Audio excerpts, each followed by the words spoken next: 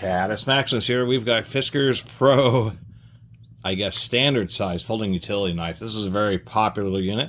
This is actually also a unit that Last Best Tools sent over for me to help out my channel, and I really appreciate him doing that. He sent me several tools, including this one, so I'll include a link in the description to his channel. And actually, I really appreciate him sending along one of these. They're about 20 bucks, and this is proving to be one of the more popular and more well-reviewed folding utility knives, just flat out on the market compared to so many out there. All the brands, everybody has folding utility knives. Some are better than others. We've got the Kleins, DeWalt's, Milwaukee's.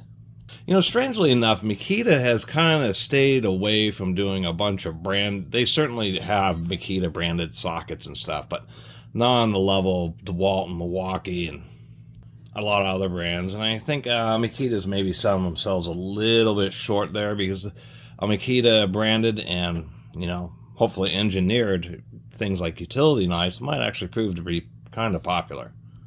And maybe they do, but certainly not on the level of some of those other manufacturers. So Fiskars was known as I believe, an axe and general blade manufacturer out of Finland.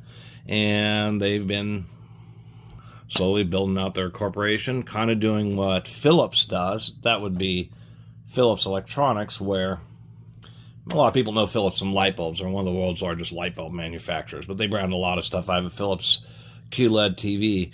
And Fiskars kind of along the same lines. Even though they may not, they design a lot of their own tools, and some of them, like a hatch, is indeed still made in Finland. They're actually trying to put an effort to where, like, companies like GE will put their name on stuff that is absolute garbage. Fiskars and Philips, they're still trying to maintain, quite frankly, a bit of confidence in their name. So when you get a Fiskars product, it may not be the best in the market, but it certainly isn't going to be the worst. And that's the same thing with Philips, where if you don't really know about something, maybe you don't know about fancy artsy-fartsy light bulbs, but you're kind of want to get a few. If you get some Philips ones, then at least you'll be pretty satisfied with them, or at least the quality. And that's the same thing with Fiskars. The products that have their names is at least worth a shot. They have 8 different utility knives, and all of them pretty good. One thing I will mention quickly, I don't know if, well, you could almost see it there, is with these single button ones, and I found this actually to be true with the Milwaukee Fastback here, is, you know, you hold the button and you flip it out, and sometimes it will bounce back. This time it was okay, but it will hit and bounce back before you release the button, and then you'll do something and bump it, and I've almost cut myself pretty good, so I've kind of gotten into the habit of, when I flick it out, I kind of do another flick just to make sure it's locked into place. You have to be careful about that. Definitely is some smooth action here. Pretty tight tolerances between the body and this carriage here, and, you know, that might be one of the slight criticisms, is if you have just a little bit more space in there. I mean, these are utility knives. They're a form of construction tool. They'll be around grit and sawdust and that type of stuff. And you do want to have a little bit looser tolerances, because things don't jam up quite as easily. It is heavy duty. Aluminum cast aluminum body. Interestingly enough, they have like this little guard here around the top of the belt hook. I'm not entirely sure why they added that, to tell you the truth. Maybe just to prevent it from wanting to wobble around too much. Not exactly sure.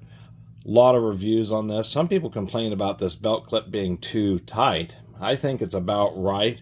I think it may be even a little bit weak, because if you're me, you often, if you have one of these hanging off your belt or off the corner of your pocket, I'm always running into stuff, doorways and things, and putting a lot of stress on belt hooks.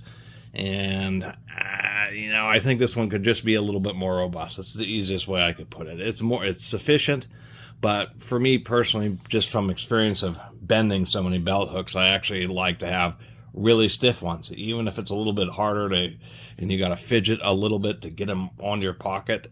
I'd rather have that than have ones that bend easily. So that's probably my biggest criticism. Otherwise, TPU overmolded aluminum body with a little aluminum tailpiece here.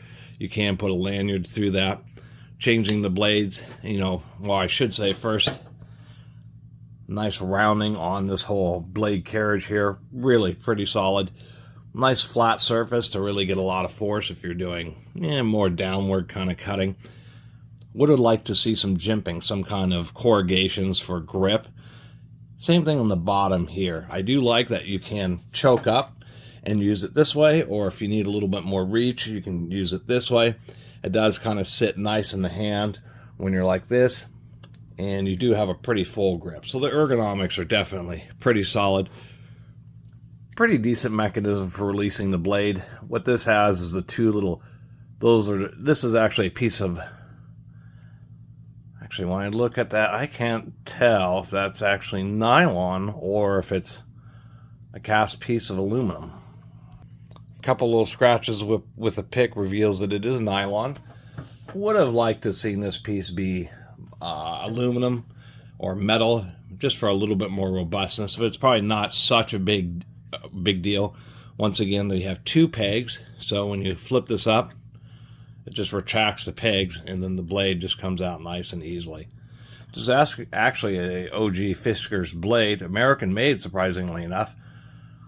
It has the odd square hole in it. You rarely see those in utility knife blades, and there's a particular type of knife that actually takes advantage of that, and it's kind of odd that Fiskars actually has blades with the square hole in it. Other than that, it's about as easy as it gets to pop a blade out, pop another one in, and click that down. Other knives like the Milwaukee, all basically as easy. You just press the button, and the blade almost also comes out pretty darn easily and locks into place pretty nicely. One of the things I do like about this particular Milwaukee Fastback, where's the part number? Here's our part number, 4822-1901, is the fact that it has this really deep finger choil here.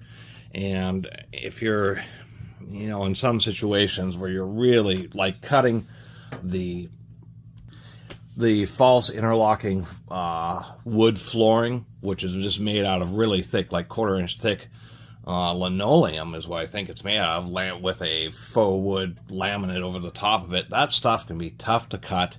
I've worked with it, cutting a bunches of pieces of it. It actually has some kind of mineral content and will erode away utility knife blades. But man, you got to really dig in there and pull hard. It's one of the hardest things to cut with a utility knife.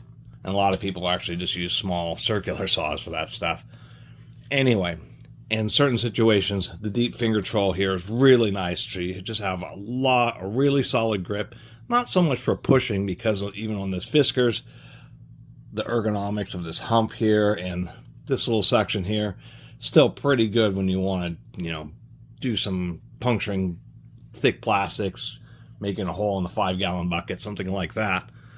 In this Milwaukee Fastback, which I really like the grip on. I also kind of like the little wire stripper string cutter, and the fact that when you fold it over, they still have the available section here as a wire, or in this case, it would be good as a packaging opener, and I think that's part of what it's intended for, because you have the slant, and you can use it as a pull type opener. So even though Fiskars really has their ergonomics down, I think they could have added some extra features like, some area as a wire stripper or a little notch in the handle. I also like to see manufacturers, especially on the Fiskars where it's a little bit thicker of a body, to find some way of holding an extra blade on these. It's probably the most annoying thing about folding utility knives is you don't have space for extra blades. Like this Lennox fixed blade, I could put a dozen spare blades inside this thing. And that's probably the last comment about so many of the folders, pretty much all of them, including this Fiskars, is as nice as this is, as solid as it feels. A lot of them, I think, are too straight. Now back to that interlocking faux wood flooring. When you're having to really score, or if you're trying to cut acrylic with a utility knife, that type, tougher plastics, you got to press down hard and drag, and that becomes pretty darn tough on your wrist when you're trying to use a knife like this to get a lot of downward force while pulling. It really just isn't great. And so that's why utility knives such as this have this angle, is they're just much better tuned for that exact type of action. I have this one, which, even though this Fiskars has good ergonomics, I think this, really basic, I think this is a carpeting knife.